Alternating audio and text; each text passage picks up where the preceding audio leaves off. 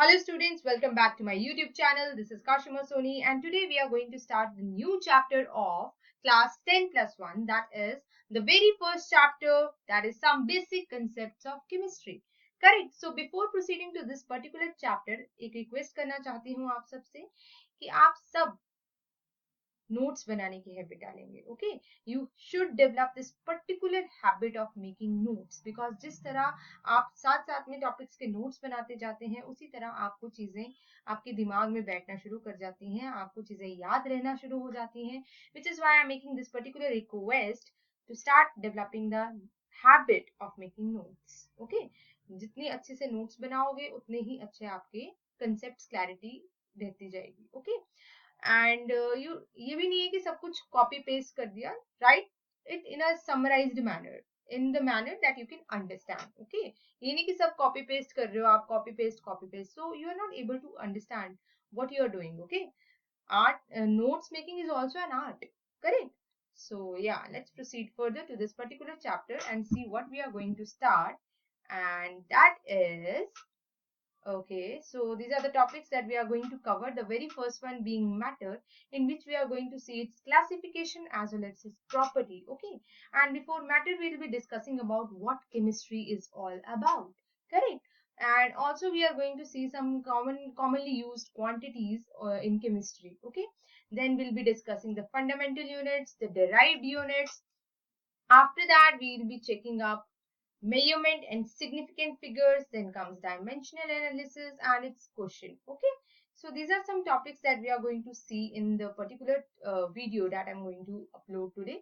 So I'll try to cover up all of these possible topics, but if it is not covered in one video, so I'll be uploading the another one video of the same topics. Okay, correct. So let's start further. So first of all, we are going to see what is chemistry. Okay, so before I'll tell you my version of what I understood about chemistry so far in my life, I would like to request you all कि आप सब अपनी definition क्या समझते हैं आप chemistry के बारे में, ये सब कमेंट सेक्शन में मुझे बताएं. Okay, so do give your opinion that what you know about chemistry. Correct. So what is chemistry? Well, it is the science of molecules and their transformation. क्या कहा इन्होंने कि ये साइंस है आपके एटम्स और मॉलिक्यूल्स की और उनके बीच जो ट्रांसफॉर्मेशन हो रही है उसकी. So basically it is the science of atoms and molecules and their transformation. Correct. And it is the science not so much of 100 element but of the infinite variety of molecules that may be built from them. So what they are saying कि आपकी chemistry सिर्फ एक या दो element से या फिर 100 element से तक सीमित नहीं है. Okay, they are trying to say जो कई सारे एलिमेंट्स मिलके आपके मॉलिक्यूल्स बनाते हैं उनकी भी साइंस, उनकी भी transformation, it is all included in the chemistry. So what is chemistry? It is the science of molecules and their transformation, and this particular definition has been given by the scientist named Roald Hoffman. आप simple बता सकते हैं कि chemistry क्या है. It is the science of atoms and molecules and their transformation. या फिर आप क्या कह सकते हैं that chemistry is the branch of science that deals with the study of composition. You can write down study of composition, study of composition, properties and structure of matter, and the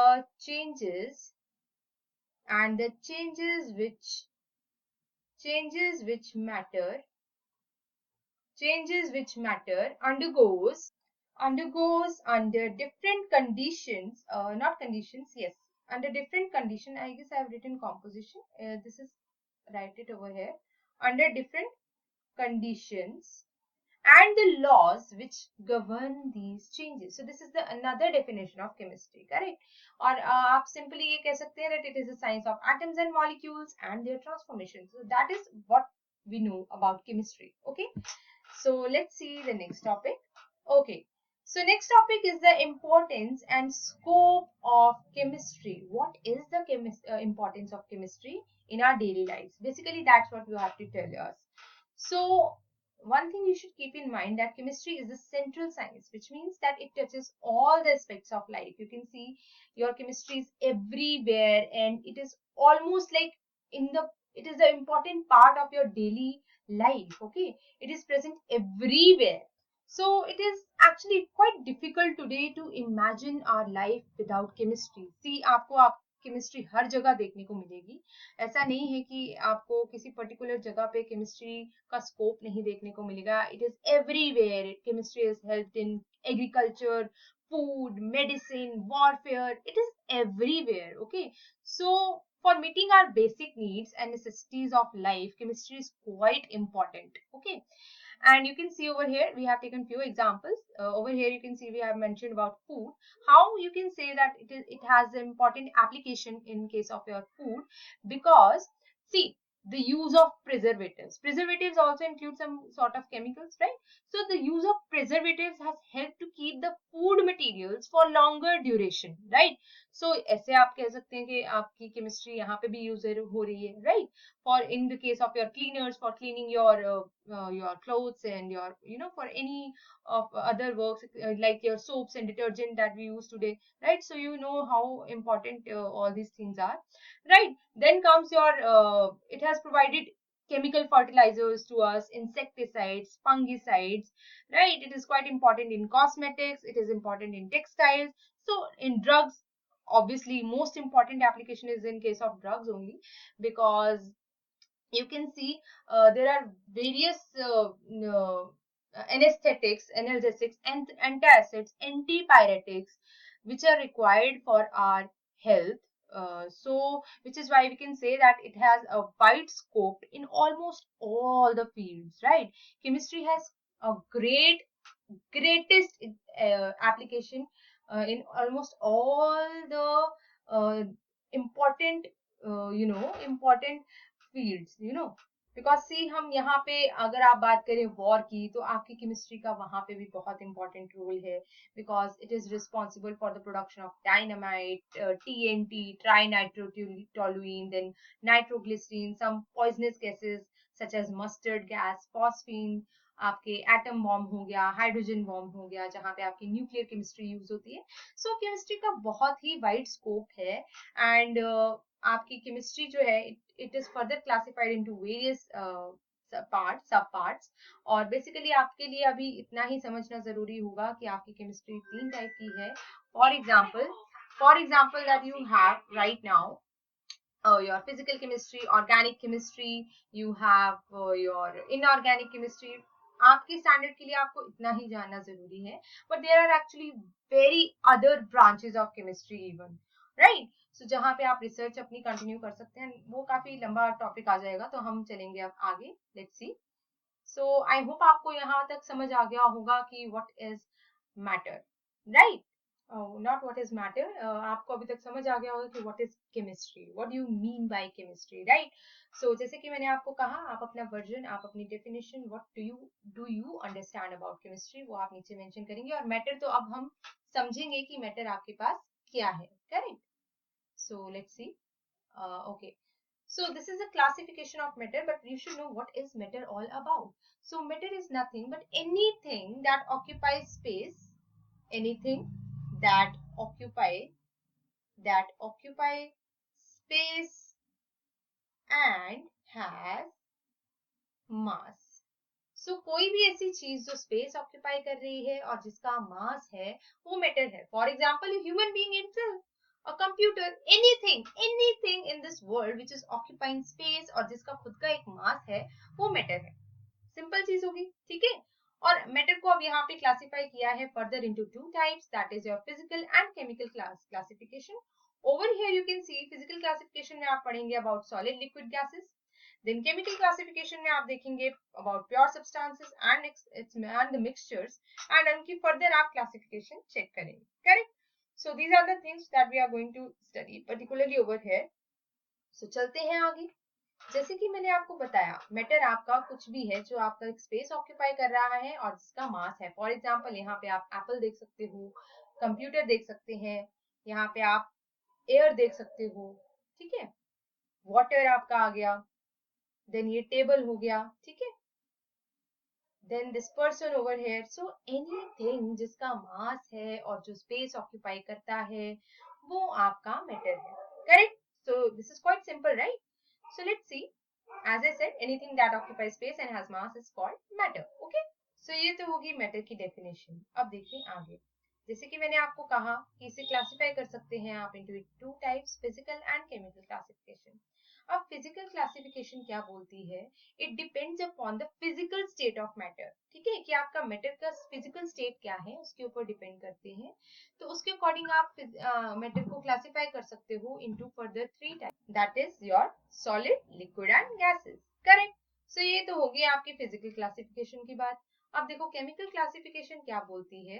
that it depends और based upon the composition, कि कितना आपका metal, कितनी उसकी composition है, क्या composition है उसके ऊपर डिपेंड करता है. So first of all it is divided into pure substances, then comes your mixture. अब प्योर सब्सटेंसेस, नाम से ही आपको क्लियर होना चाहिए प्योर, मतलब कोई भी जो चीज है वो अपनी प्योर फॉर्म में है. अगर आप गोल्ड की बात कर रहे हो तो वो अपने प्योर फॉर्म में है. सिल्वर की बात कर रहे हो, कॉपर की, ब्रास की, तो it is in its, we can not talk about brass. Okay, copper की बात कर रहे हैं आपके, फिर हमने किसकी बात की, ओके सिल्वर की बात करें तो ये सब अपनी प्योर फॉर्म में होंगे. तो that falls into the category of pure substances. ठीक है? और मिक्सचर मतलब जैसे आपका आलू भुजिया होता है, तो आप मान लो it is not just your aloo bhujiya, उसके बीच में आपने पीनट्स डाल दिए, ठीक है, तो वो एक मिक्सचर बन गया. और भी कई चीजें डाल दी आपने, सो वो एक मिक्सचर बन गया. It's not one particular aloo bhujiya now, it is something else. Okay, so ये एक मिक्सचर बन गया आपके पास. अब चलते हैं आगे. तो अब हम फिजिकल क्लासिफिकेशन की बात करेंगे. यहाँ आप देख सकते हो तीन डायग्राम में आपकी तीनों स्टेट्स मेंशन की हैं, solid, liquid and gases. Okay, तो सॉलिड आपकी स्टेट क्या बताती है आपको, कि इसका एक डेफिनेट शेप होगा और एक डेफिनेट वॉल्यूम होगा.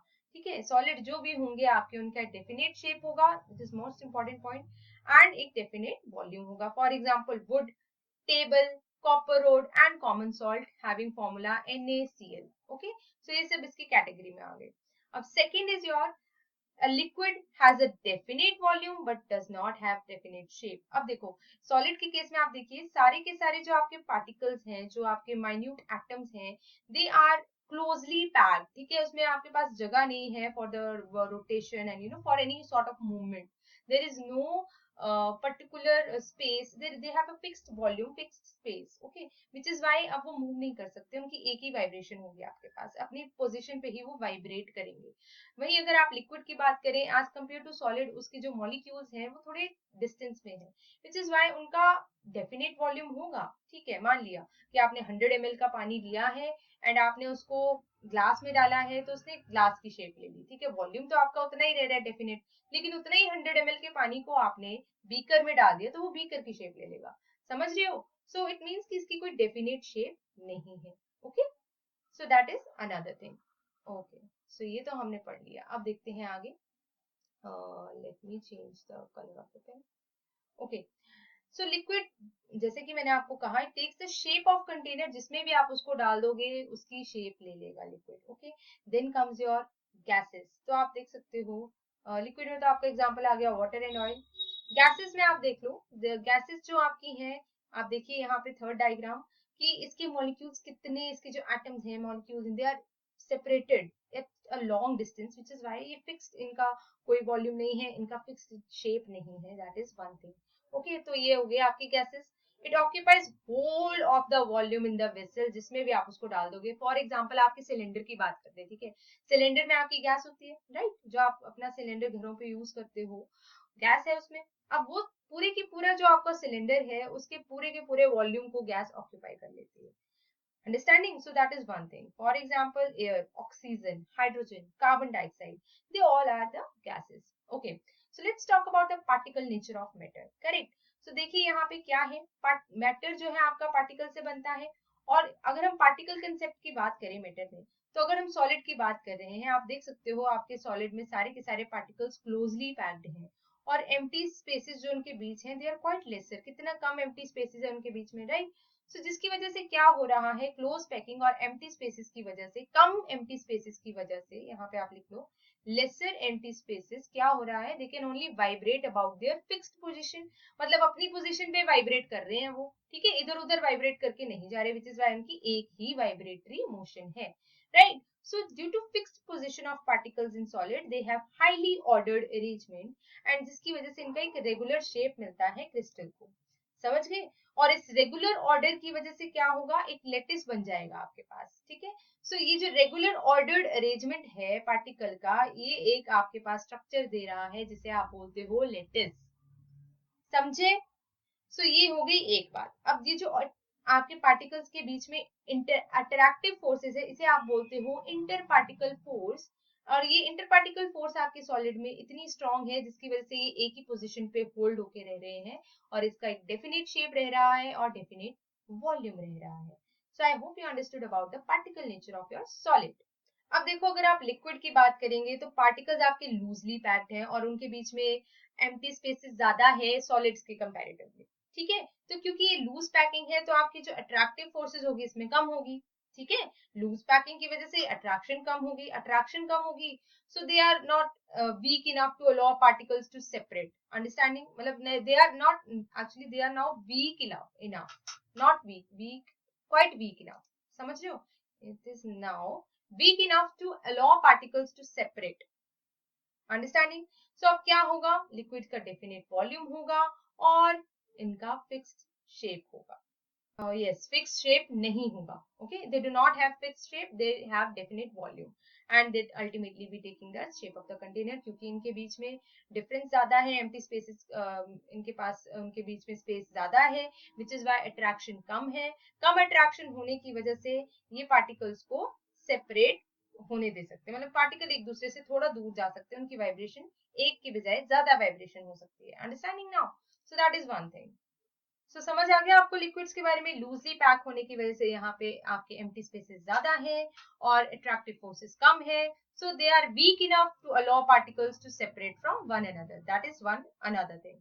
अब हम बात करेंगे आपके गैसियस स्टेट की। तो क्या है यहाँ पे आप देख सकते हो, ये मान लो आपका सिलेंडर है, ये केस आपका सिलेंडर का आ गया।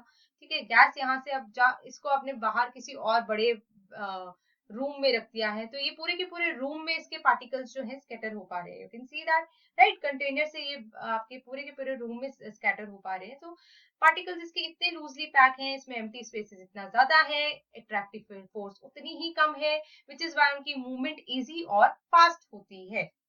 समझे? सो विच इज वाई अब ये मूव कर सकते हैं to each corner of the vessel, and therefore gases की कोई भी डेफिनेट शेप और कोई वॉल्यूम नहीं होती। तो ये है इसका रीजन। करेक्ट? चलते हैं आगे। तो देखिए यहाँ पे ये आपके आगे तीनों स्टेट्स जो है, they are interconvertible to each other. अगर आपको सॉलिड को आप कन्वर्ट कर रहे हो गैसियस स्टेट में, that is the process known as sublimation. अगर आप अपने गैसियस स्टेट को कन्वर्ट कर रहे हो सॉलिड स्टेट में, तो उस प्रोसेस को आप बोलते हो डेपोजिशन। ठीक है, अगर वही आप बात कर लो सॉलिड से लिक्विड कन्वर्जन में, दैट इज योर फ्यूजन। चलिए यहीं से बात करते हैं। अगर आपकी सॉलिड स्टेट आपके लिक्विड स्टेट में कन्वर्ट हो रहा है तो उस प्रोसेस को हम बोलेंगे फ्यूजन या फिर मेल्टिंग। और इसका एग्जांपल कौन सा दे सकते हैं आप? फेमस एग्जांपल तो आपका हो गया आइस ही। अगर आप आइस को अपना रूम टेम्परेचर पे रख दोगे तो it will start melting and it will convert to the water. Okay, it will convert the solid ice will convert to the liquid water. Understanding? So this process is known as melting. Okay, वहीं अगर आपका liquid solid में convert हो रहा है, उस process को आप बोलेंगे फ्रीजिंग। जैसे कि आपका एग्जांपल आ गया सेम, अगर आप वाटर को फ्रिज में रख दो तो it will convert into ice, और इस प्रोसेस को जहां आपका लिक्विड स्टेट कन्वर्ट हो रहा है सॉलिड स्टेट में, उसे आप बोलेंगे फ्रीजिंग। तो एग्जांपल भी समझ आ गए होंगे आपको, I hope so. Next is are the conversion of liquid state to gaseous state, जिसे आप बोलेंगे वेपराइजेशन। अब इसका एग्जांपल क्या है? अगर आप पानी को, वाटर को आप बॉईल करेंगे, थोड़ी देर में आप देखेंगे उसके वेपर्स बन जाएंगे, राइट? सो उन वेपर्स को आपके पास, ये केस कौन सा आ गया जहां पे आपका लिक्विड स्टेट कन्वर्ट हो रहा है गैसियस स्टेट में, आप उस केस को बोल सकते हो वेपराइजेशन। ठीक है, अंडरस्टैंडिंग? सो अब नेक्स्ट आपका क्या है, जब आपका गैसियस स्टेट कन्वर्ट हो रहा है आपके लिक्विड स्टेट में, उसको बोलेंगे condensation. Famous example is rain. Okay, condensation में आपका एग्जांपल आ गया रेन का, जहां आपका गैसियस स्टेट जो आपकी क्लाउड्स है वहां से आपकी कन्वर्जन हो रही है, वाटर ड्रॉपलेट्स में कन्वर्ट होकर रेन हो रही है। ठीक है, वाटर ड्रॉपलेट्स क्या है? आपका लिक्विड फॉर्म, राइट? सो देखा आपने कि आपकी गैसेस जो है वो लिक्विड में कन्वर्ट हो रही है, that is the process of your condensation. समझ आ गई बात? अब नेक्स्ट आपका है गैस से कन्वर्जन हो रही है जब सॉलिड में, तो उसको बोलेंगे आप सब्लिमेशन। सो जब आपकी सॉलिड स्टेट गैसियस स्टेट में कन्वर्ट हो रही है तो उस प्रोसेस को आप बोलते हो सब्लिमेशन। और बच्चे सब्लिमेशन का एग्जांपल आपके पास आ जाएगा, okay this one is the example, dry ice, जिसे आप बोलते हैं ड्राई आइस को आप बोलते हैं कार्बन डाइऑक्साइड, ठीक है, ये कार्बन डाइऑक्साइड ही बोलोगे आप इसको। That is a frozen form of carbon dioxide. होता क्या है कि जब आप ड्राई आइस को एक्सपोज करते हो एयर में तो आपकी जो ड्राई आइस है वो डायरेक्टली चेंज करती है अपना phase from solid to gaseous, जो आपको विजिबल होती है एज फॉग, धुंध जिसे बोलते हो आप अपनी, आई डोंट नो आप अपनी रीजनल लैंग्वेज में उसको क्या बोलते हैं, बट इसे धुंध कहते हैं हमारी साइड। सो जिसे आप फॉग बोलते हो इंग्लिश में। सो जब आपका डायरेक्ट आपकी कन्वर्जन हो रही है सॉलिड स्टेट की गैसियस स्टेट में, जब आपकी ड्राई आइस जो है आपकी सॉलिड और फ्रीज्ड फॉर्म ऑफ आपकी जो कार्बन डाइऑक्साइड है, जब वो डायरेक्ट सॉलिड स्टेट से गैसियस स्टेट में कन्वर्ट हो रही है और आपको फॉग की तरह देखने को मिल रहा है, तो ये एग्जाम्पल हो गया आपका सॉलिड टू गैसियस कन्वर्जन और सब्लिमेशन का। ठीक है, समझ आई ये बात? तो ये तो होगी एक बात। अब नेक्स्ट है आपका जब गैस से कन्वर्जन हो रही है आपके सॉलिड में, तो वो प्रोसेस हो गया आपका डेपोजिशन का। और बच्चे डेपोजिशन का आपका एग्जांपल है फ्रॉस्ट, ठीक है, frost is the example of your deposition. अब फ्रॉस्ट क्या है? Frost is actually it is the deposition of water vapour from humid air और air containing water vapour on to a solid surface. जैसे कि आपका मान लो कॉपर कॉइन है, आपने सॉलिड, हमने यही बात की आपके सॉलिड कार्बन डाइऑक्साइड की और ड्राई आइस की, ठीक है। अगर आपने, आप ये ले लो आपका जो कॉपर है, कॉपर का कॉइन ले लिया आपने, ठीक है। अब कॉपर के कॉइन की आपके पास है, देखो यहाँ पे, सो कॉपर क्या है? It is very good conductor of heat as well as electricity. तो यहाँ पे हम बात करेंगे हीट की ही। सो देखो जैसे कि मैंने कहा कॉपर आपका एक गुड कंडक्टर है हीट का, तो क्या करेगा ये इजिली ऐड करेगा हीट एनर्जी किसमें? To your dry ice. ये जो आपने ड्राई आइस ली इसमें इजिली कन्वर्ट करेगा ये हीट, ठीक है। Heat convert not sorry, heat convert नहीं करेगा ये, wait a minute, just give me a second. Okay, so coming back to the same topic which I was discussing, okay, I was telling you about the example of deposition. So हम discuss कर रहे थे कि कैसे आपका Frost जो है, आप एग्जांपल बोल सकते हो उसको अपने गैसेस टू सॉलिड कन्वर्जन का। तो देखो बच्चे, जैसे आपका कॉपर मैंने कहा गुड कंडक्टर है हीट का, ठीक है, तो वो अपनी हीट ट्रांसफर कर देगा ड्राई आइस में। अब क्या हुआ कि जो ड्राई आइस आपके कॉपर के साथ जो डायरेक्ट कांटेक्ट में है, यहाँ पे आप देख सकते हो over here, let me change the color of the pen first. Okay, so यहाँ आप देख सकते हो ये जो ड्राई आइस है आपकी कॉपर के साथ जो इमीडिएट कांटेक्ट में है, क्या होगा? सबलाइम कर जाएगी। क्या कर जाएगी? सबलाइम कर जाएगी, ठीक है। The dry ice which is in contact with the copper immediately sublimes, ठीक है। अब यहाँ तक तो आपको समझ आ गया। अब आगे क्या है देखिए, सिंस कॉपर आपका अब लूज कर गया थर्मल एनर्जी और इसका टेम्परेचर खुद का हो गया कम, ठीक है, तो क्या होगा? इतना कम टेम्परेचर हो गया सो दैट जो वाटर वेपर है एयर में, समझो मेरी बात को, the water vapour in air, air में जो वाटर वेपर है क्या होगा? It will come in contact with किसके? कॉपर में, जिसकी अब एनर्जी, थर्मल एनर्जी क्या हो गई है? डिक्रीज, ठीक है। जिसकी वजह से क्या होगा? अब क्या होगा? कॉपर इनफ एनर्जी एब्जॉर्ब कर लेगा, किस लिए? So as to convert the vapour state into your solid state, which is why उसके जो आउटस्कर्ट्स पे आपको, कॉपर के आउटस्कर्ट्स पे आपको एक फ्रोजन लेयर आपकी आइस की देखने को मिलेगी। And this is the example of your Frost, how you can say the sorry, this is how you can say that your Frost is an example of the process deposition. तो I hope आपको समझ आ गया हो, मैंने quite detail में करवाया है ये। सो चलते हैं आगे। Okay, so here we will be discussing about the chemical classification of matter.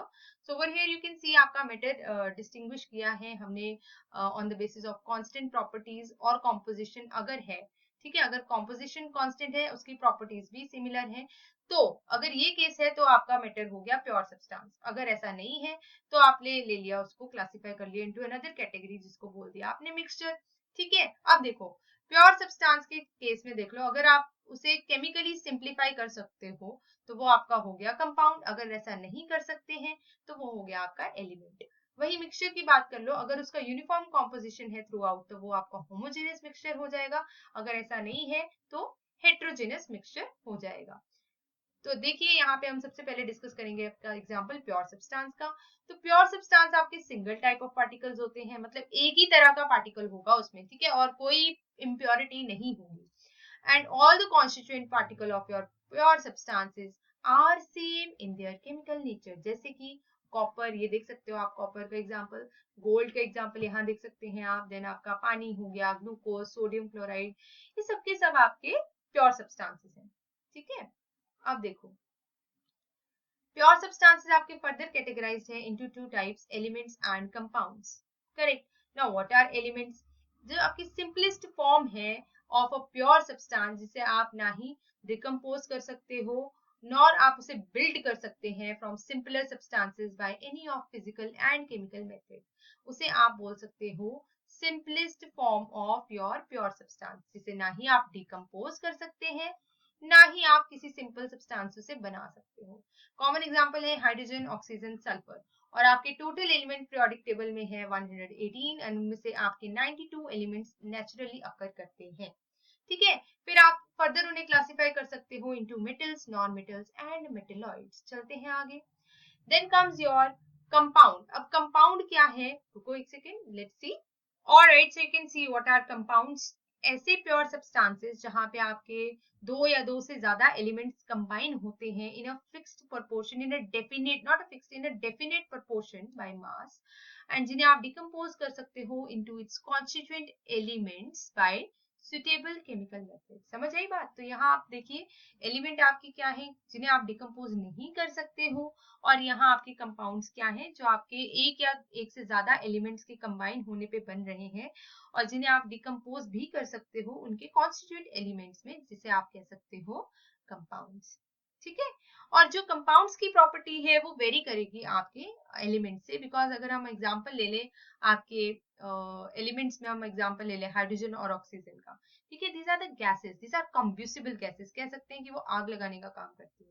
वही हम बात करें आपके पानी की, कंपाउंड की, ठीक है, पानी आपका हो गया H2O, ठीक है, 2 moles of your hydrogen and 1 mole of oxygen combined together to form your water, okay।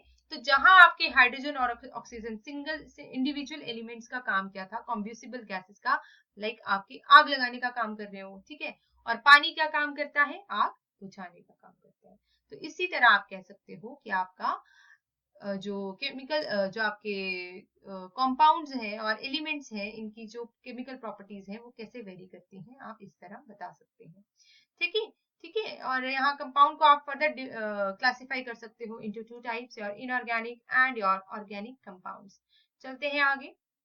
So okay, then comes your mixture. अब मिक्सचर क्या है, देखिए mixture is the combination of two or more elements और compounds, दो या दो से ज्यादा एलिमेंट्स या फिर दो या दो से ज्यादा कंपाउंड्स मिलके, जब आपके पास कोई भी एक पर्टिकुलर सब्सटेंस और एक एलिमेंट कंपाउंड मिलके जो भी आपके पास एक कॉम्बिनेशन दे रहे हैं, उस कॉम्बिनेशन को आप बोलेंगे मिक्सचर, ठीक है, which do not lose their identity, okay. Now further क्या है यहाँ पे एग्जाम्पल देख लो, sugar plus water, air, tea, brass, ये सब आपके एग्जाम्पल आ गए मिक्सचर के। फर्दर ये दो टाइप के हैं, होमो एंड हेट्रो। होमो क्या, जिसकी यूनिफॉर्म कॉम्पोजिशन होती है थ्रू आउट, फॉर एग्जाम्पल आपकी ऑक्सीजन, पानी, ठीक है, ये आ गया। और हेट्रोजेनियस क्या हो गया, जिसकी यूनिफॉर्म कॉम्पोजिशन नहीं होती है, जैसे कि आपके पास एग्जाम्पल आ गया यहाँ पे चॉकलेट चिप कुकीज, आपका sand in water, muddy water, ठीक है। तो वहां पे आप देख सकते हो उसकी की पूरी कॉम्पोजिशन यूनिफॉर्म नहीं है इन केसेस में। सैंड इन वाटर, सैंड आपकी अलग हो जाती है पानी में, ठीक है। कोई फेमस एग्जांपल आपके पास मड वाटर और सैंड वाटर का ही है यहाँ पे, ठीक है। चलते हैं आगे।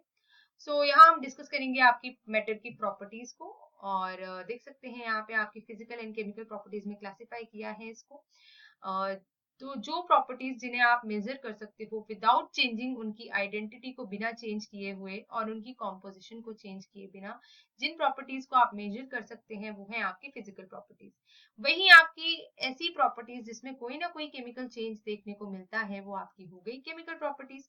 फिजिकल प्रॉपर्टीज में आपका एग्जांपल आ गया colour, order, melting point, boiling point, density, ठीक है। वही आपका जो केमिकल प्रॉपर्टीज है उसमें आपका मास, वॉल्यूम, टेम्परेचर, प्रेशर, डेंसिटी, ये सब आ गया, ठीक है बच्चे। So I can see video काफी लंबा हो गया है. It is almost of half an hour. So I'll stop here only. बाकी के topics मैं बाद में upload कर दूंगी. So yeah, that's all about it. And if you like it, जब आपको अगर ये सब समझ आया है तो do mention your comments in the comment section. Do tell me how you liked it or not, and if you want any sort of improvement, if you want any other topics to be given in this particular YouTube sessions, so just let me know. And you can follow me on Instagram, and I have my ID on LinkedIn also. So over here you can press the bell icon for more and latest updates, and subscribe my channel, like, share. Thank you so much.